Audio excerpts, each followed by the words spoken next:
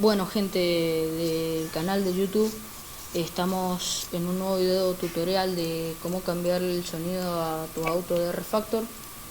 Y bueno, para esto vamos a tener que elegir el auto que nosotros le queremos cambiar el sonido. Yo, por ejemplo, a este auto le voy a cambiar el sonido.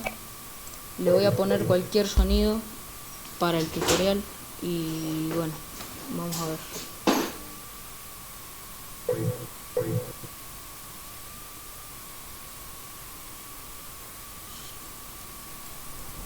Bueno, Real Feliz en Ablet.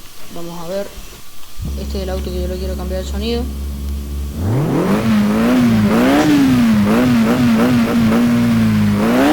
No es que el sonido no me guste, pero se lo voy a cambiar para el tutorial.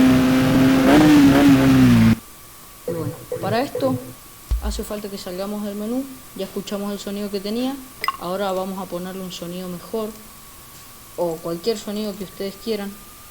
Yo, por ejemplo, le voy a poner un sonido turbo, no sé, de un Supra, poner. Entonces vamos al archivo SFX, acá lo dice, o les va a poner .sfx, lo abrimos con bloc de notas, control E, control C para copiarlo. Después vamos al auto que nosotros queremos cambiar el sonido, justo Bora Turbo, buscamos el archivo SFX, control E, borramos, control B corta.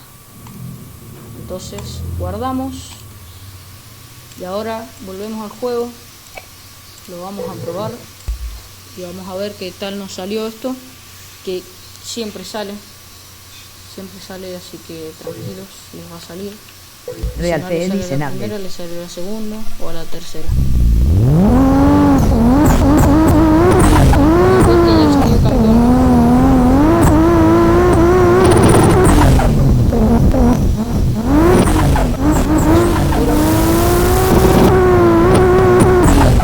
acá está.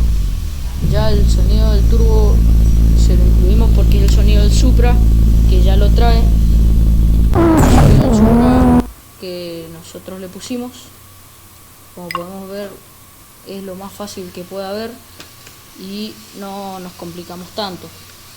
Así que espero que les sirva el video y nos vemos la próxima.